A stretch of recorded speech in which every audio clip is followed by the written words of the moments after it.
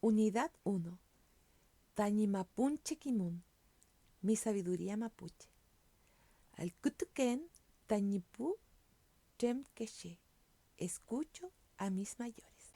Mari Mari Muchuya. Mari Mari Pichiqueche. ¿Cómo le caemos? Hola familia. Hola niños y niñas. ¿Cómo han estado?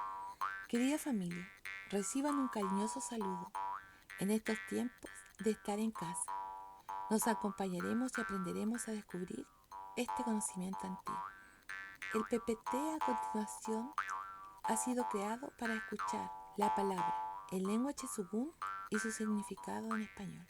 Por favor, mamá, papá o quien pueda acompañar al estudiante, ayude a su presentación. Sungun, habla idioma. Kimun, sabiduría. Nutrancam, conversar.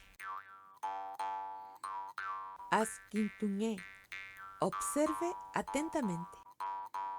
Cupañe, venga acá. Sumuñé, hable. Alcutuñé, escuche. Anuñe, siéntese.